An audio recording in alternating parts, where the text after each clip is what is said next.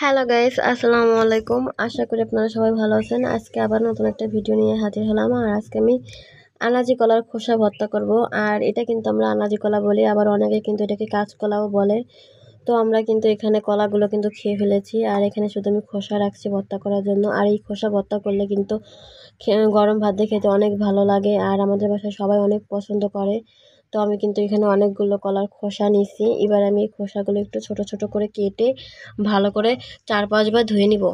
এখন বন্ধুরা, এই কলার খোসা কিন্তু আমি 4-5 বার ভালো করে ধুয়ে নিছি। তো আমি চুলায় একটা কড়াই বসিয়ে দিছি। এবার আমি ধুয়ে রাখা কলার খোসাগুলো দিয়ে দিব।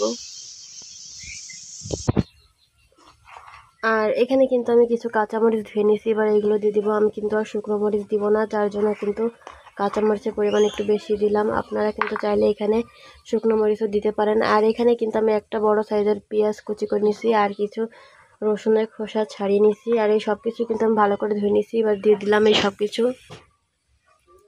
আর এবার এর ভিতরে দিয়ে দেবো স্বাদ মতো লবণ। আর এবার দিয়ে দেবো পরিমাণ মতো পানি। এবার আমি এটা ঢাকনা দিয়ে ঢেকে দিব।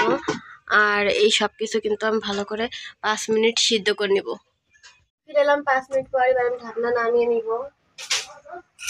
আমি তো নাড়া দিয়ে নেবো। এই দেখুন, আমাদের কলার খোসা কিন্তু সিদ্ধ হয়ে গেছে, আর পানি কিন্তু অনেকটাই শুকিয়ে গেছে। আর আমি কিন্তু মাঝখানে একবার ঢাকনা উঠিয়ে কিন্তু একটু নাড়া দিয়ে নিছিলাম।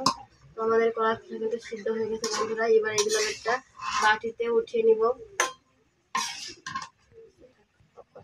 দেখুন, আমি কিন্তু কলার খোসা কিন্তু পাটায় নিয়ে নিছি। আর এবার কিন্তু আমি এগুলো বেটে নিব। আপনারা কিন্তু চাইলে এগুলো মিক্সিং জারেও কিন্তু পেস্ট করতে পারেন। আর আমি কিন্তু শিলপাটায় বেটে নিচ্ছি। শিলপাটায় বাটলে কিন্তু ভর্তা খেতে মজা লাগে। তো দেখুন বন্ধুরা, আমাদের কিন্তু আনাজি কলার খোসা বাটা হয়ে গেছে। আর এখানে কিন্তু আমি চুলায় একটা কড়াই বসিয়ে দিচ্ছি, আর কড়াই কিন্তু গরম হয়ে গেছে। এবার দিয়ে দিলাম পরিমাণ মতো সয়াবিন তেল। আর এবার আমি বেটে রাখা আনাজি কলাও দিয়ে দিব। আর এর ভিতরে দিয়ে দেবো 1 চামচের মতো কিন্তু আমি হলুদের গুঁড়া দিব। আর দিব 1/2 চামচের মতো জিরের গুঁড়া। আর দিব স্বাদ মতো লবণ।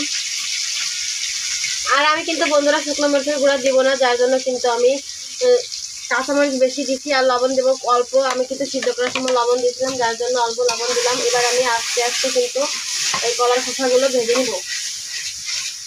এলাম কিছুক্ষণ পর। আর এই দেখুন বন্ধুরা, আমাদের কিন্তু কলার খোসা কিন্তু ভাজা হয়ে গেছে। আর তরল দিয়ে কিন্তু পুড়ে যাচ্ছে, তার মানে কিন্তু ভাজা হয়ে গেছে। এবার এগুলো কিন্তু একটা বাটিতে উঠিয়ে নিব।